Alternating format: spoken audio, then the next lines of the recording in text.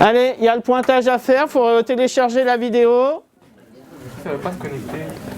Ah, mais c'est parce que le mot de passe, il est incorrect. Moi, je ne connais pas les mots de passe. En plus, il faut que je gère les mots de passe des élèves. Alors, j'étais ingénieur à la base, ingénieur chimiste, et j'ai bossé plutôt dans le domaine du BTP en qualité, sécurité et environnement. Pour moi, une classe, ce sont des élèves à qui je vais enseigner des choses et je vais essayer ou je veux les faire progresser en fonction de leurs capacités du mieux possible. Et aussi leur faire prendre du plaisir quand ils viennent dans mes cours, en faisant parfois un petit peu le guignol ou en étant régulièrement de bonne humeur et voilà, progresser sur le chemin de la connaissance. Vous répondez aux questions et puis moi je passe derrière vous pour vous aider si vous avez besoin comme d'habitude. Parce que je ne peux pas aller faire ma sieste. C'est bon? Donc il faut faire comme vous m'avez fait dans les tutoriels. Donc il faut faire quoi? On met le vecteur. On met le référentiel. Le référentiel. Vous avez regardé le mouvement de la bille déjà? Comment il faisait? Non, attends, on descend. Voilà, faut regarder. Non, on descend. Tu pouvais le regarder directement là. Voilà.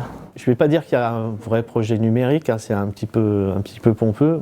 Pour moi, l'idée, c'est de les former au numérique tout en les formant dans la matière que j'enseigne. Donc pas seulement des simulations d'activités expérimentales, mais aussi de faire des comptes rendus dans un traitement de texte, d'insérer des images, de mettre en forme, ce genre de choses. Parce que ça me paraît essentiel dans la vie aujourd'hui d'utiliser l'ordinateur. De la même manière qu'il faut savoir écrire, compter, calculer, et bien savoir utiliser un ordinateur, ça fait partie, je pense, de ses fondamentaux. La première question, c'est de quand je regarde la vidéo, quelle est l'impression que me donne le mouvement? D'accord?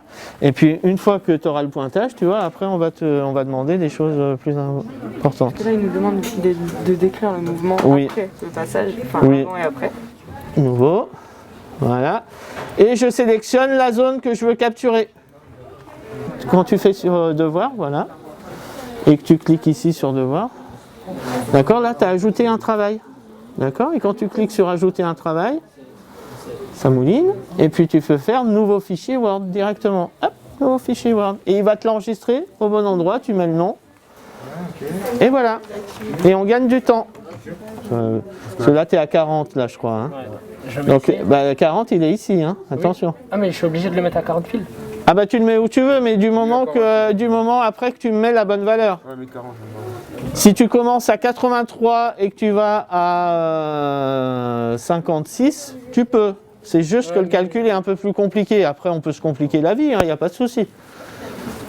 Concrètement, c'est de les aider à préparer leur document numérique, leur montrer parfois des petites astuces de mise en page, les aider à faire des captures d'écran si je demande qu'il y ait des captures d'écran, pour qu'ils travaillent à la fois les expérimentations et donc le côté physique ou chimique du cours, mais aussi le côté un petit peu numérique du compte rendu qu'il doit falloir faire. Il clique, il y est, et voilà.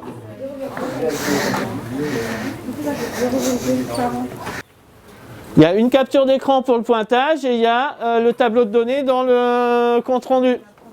D'accord. D'accord ? Ok. Merci. Alors oui, on peut, en fait, les élèves vont progresser vraiment dans le numérique, dans l'utilisation de l'ordinateur quand ils vont le faire vraiment régulièrement.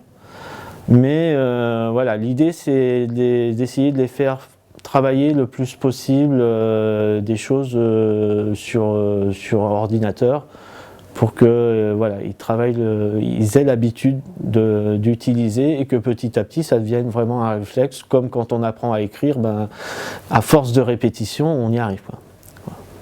C'est de trouver le bon réglage entre la distance à l'aimant. Si on est trop éloigné, ça ne dévie pas assez.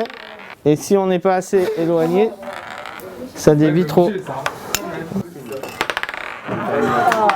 Un peu, ouais. Pas beaucoup, mais un peu.